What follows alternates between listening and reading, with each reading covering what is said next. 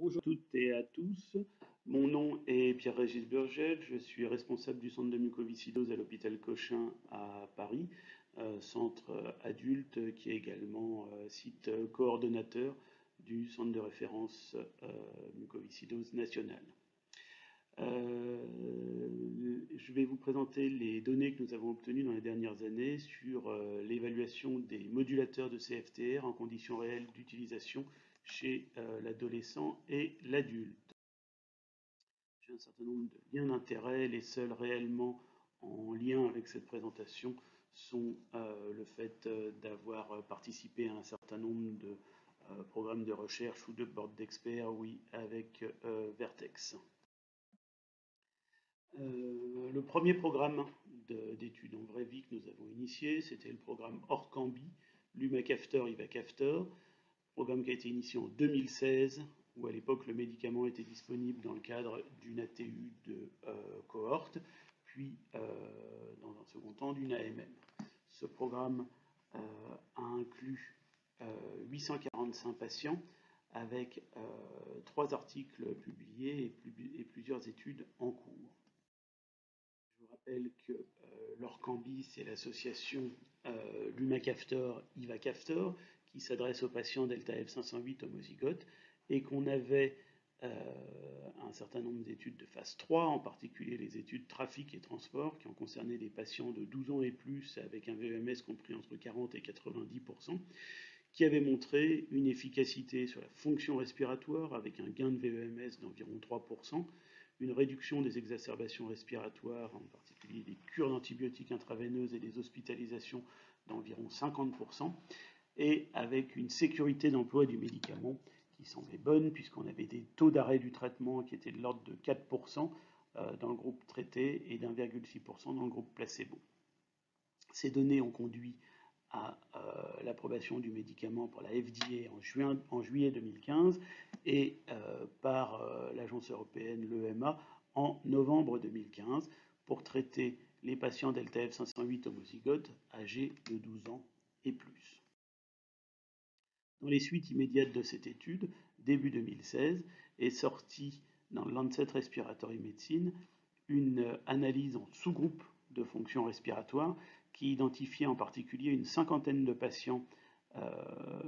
qui avaient un VEMS compris entre 40 et 90% au screening, mais qui entre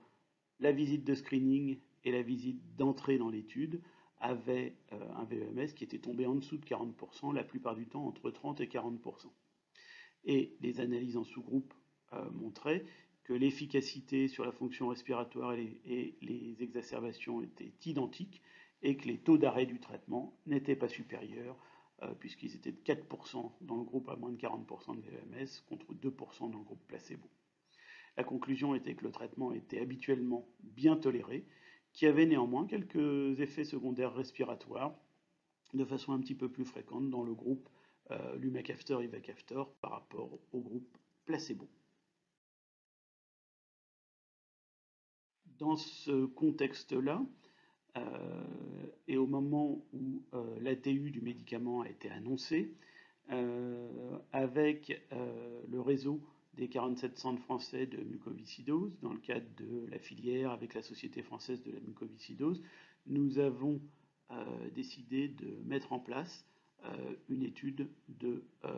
suivi de l'administration de ce traitement. Les tout premiers résultats, qui ont été publiés en 2017, donc de façon très précoce après l'initiation du traitement, ont inclus cette sous-population de patients très sévères, et c'était les premiers patients à avoir eu le traitement, et donc on avait des patients qui avaient moins de 40% de VEMS, et dans près de la moitié des cas, moins de 30% de VEMS.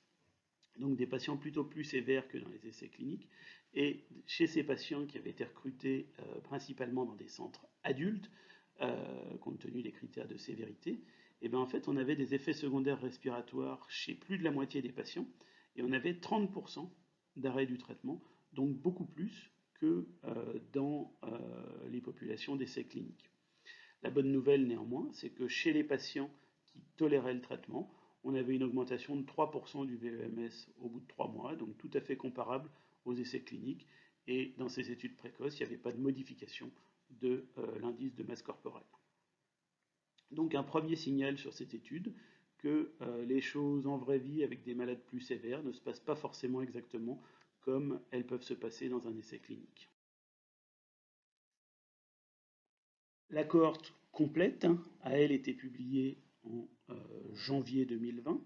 Elle a concerné tous les patients de 12 ans et plus qui avaient débuté le lumacaftor-ivacaftor sur l'année 2016. Ça concernait 845 patients, avec environ un tiers d'adolescents de 12 à 17 ans et 2 tiers d'adultes de plus de 18 ans. Ces patients étaient recrutés dans les 47 CRCM français, ont bénéficié d'un suivi prospectif sur un an suivant les recommandations de la Société française de la muco, et les données ont été incluses dans le cadre d'une étude thématique du registre français de la muco. Sans rentrer dans les détails des caractéristiques cliniques de cette étude, on s'aperçoit que les patients avaient des caractéristiques un peu différentes de celles des essais cliniques, avec bien sûr des patients sévères, des patients moins sévères, mais aussi des patients qui avaient des comorbidités un petit peu différentes de celles des essais cliniques, puisqu'on trouve par exemple ici une quarantaine de patients qui avaient une cirrhose, une hypertension portale, alors que ces patients étaient habituellement exclus des essais cliniques. Première constatation, c'est que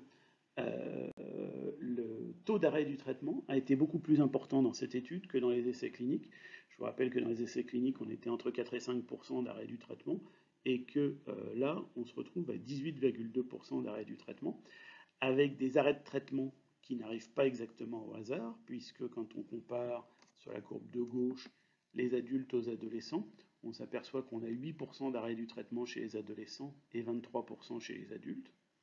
Si on compare les patients sévères aux patients moins sévères sur les courbes du milieu en fonction d'un VEMS à 40%, les moins de 40% ont près de 30% d'arrêt du traitement, et on retombe tout à fait sur les données qu'on avait initialement publiées sur une cinquantaine de malades.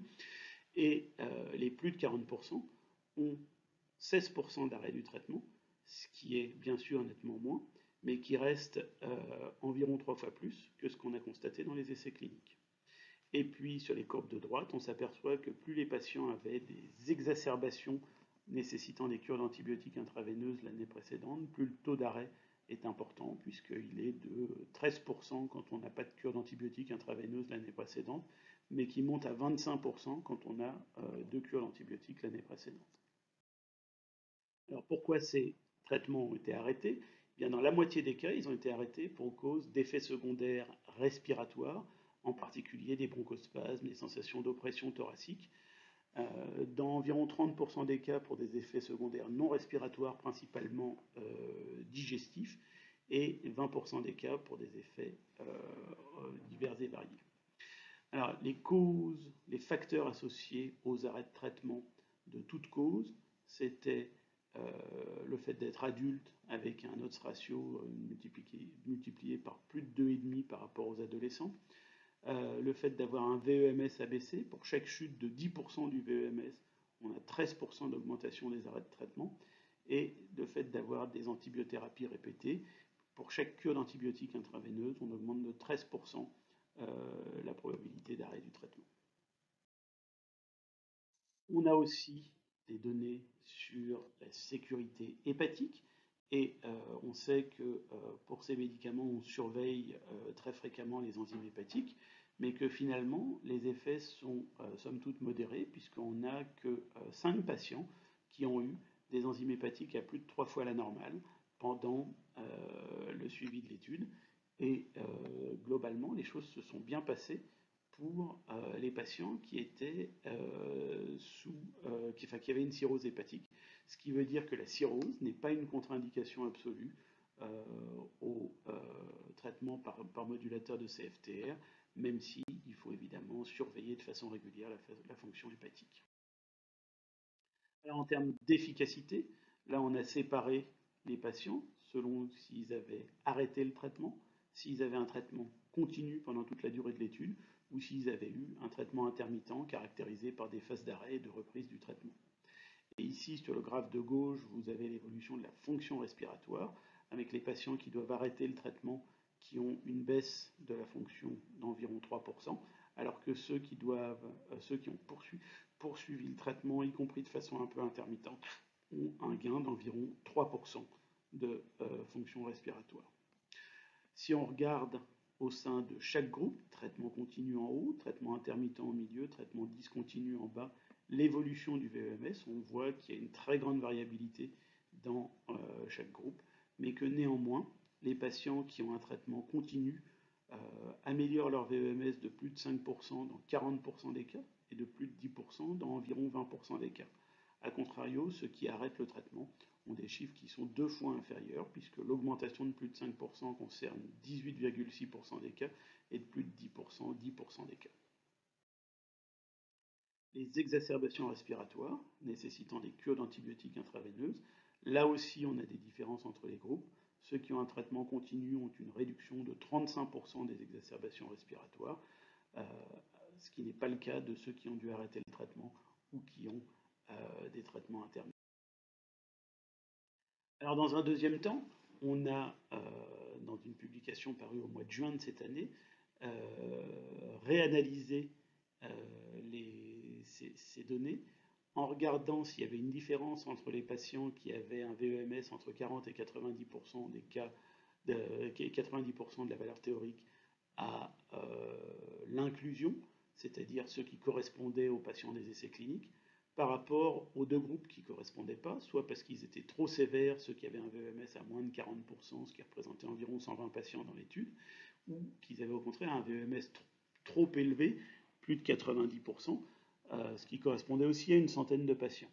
L'idée d'exclure ces deux groupes de patients des essais cliniques, c'est de penser que ceux qui ont moins de 40% de VEMS, ils ont une maladie qui risque d'être peu réversible et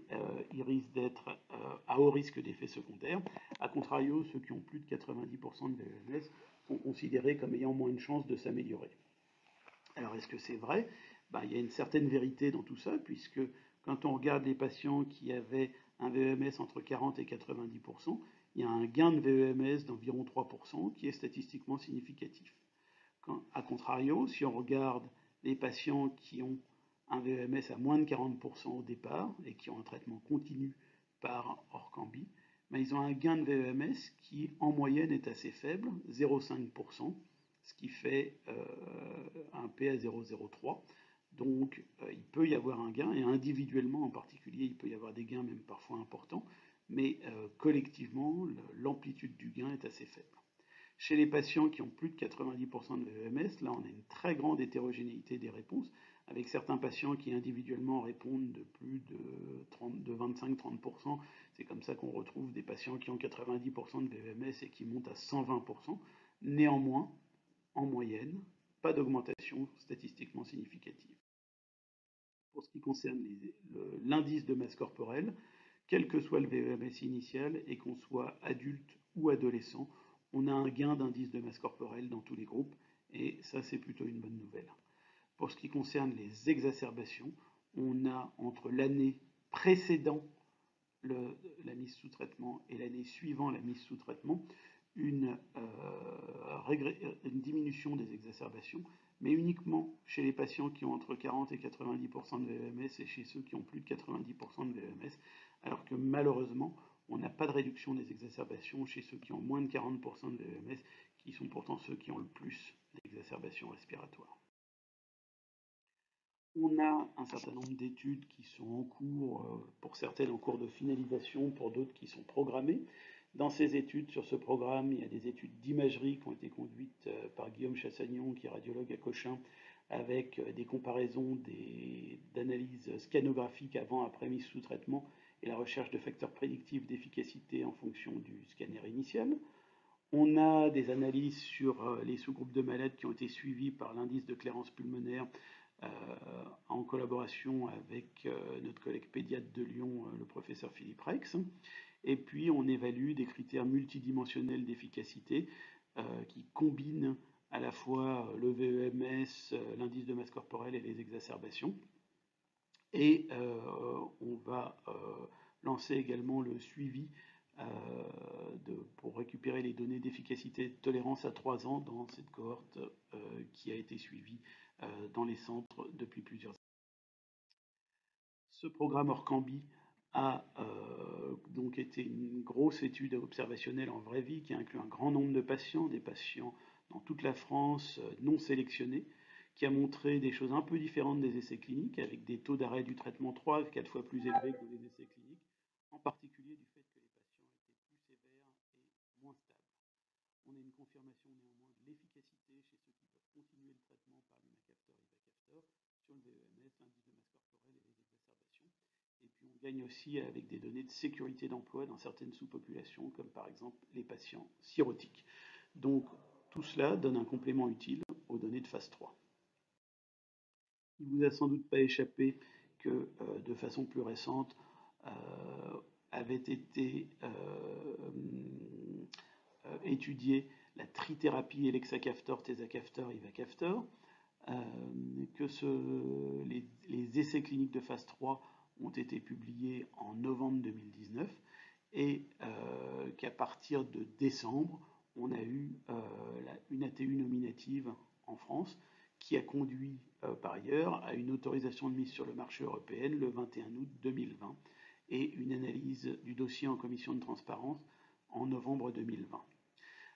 L'ATU, qui est une ATU nominative, concerne les patients de 12 ans et plus qui ont au moins une mutation delta F508, principalement les patients delta F508 homozygotes et ceux qui sont delta F508 avec une mutation minimale fonction, mais aussi des patients qui ont d'autres types de deuxième mutation. Pour rentrer dans cette ATU, il faut avoir 12 ans et plus, avoir une pathologie sévère caractérisée par un VEMS à moins de 40% et ou une évolution vers une greffe pulmonaire. À ce jour, il y a environ 350 patients inclus dans l'ATU. Les inclusions restent possibles tant que le traitement n'est pas disponible en commercialisation. Nous avons initié cette étude de la même façon avec tous les centres français qui mettent des patients et les données initiales sont en cours d'analyse et seront sans doute prochainement disponibles. Je voudrais remercier à l'issue de cette présentation toutes les personnes qui ont rendu ces programmes d'études en vraie vie des modulateurs possibles, en particulier tous les médecins, infirmiers, soignants qui travaillent dans les 47 centres français de mucoviscidose, les patients et leurs parents, toutes les personnes ou les associations qui nous ont soutenus, comme l'association Vaincre la mucoviscidose, la Société française de la muco, la filière muco-CFTR, et puis le legs d'un patient de Cochin, M. Pascal Bonnet. Et des remerciements particuliers pour Jennifer Da Silva, qui est notre attachée de recherche clinique, qui interagit avec tous les centres et avec laquelle vous avez sans doute interagi et vous interagirez encore dans le futur. Jean-Louis Paillasseur, qui est notre statisticien, et l'équipe du registre français de la mucoviscidose, en particulier Lydie Lemonnier et Clémence de Yelotte. Sur ces éléments, je vous remercie de votre attention et je suis prêt à répondre aux questions que vous pourriez vous poser.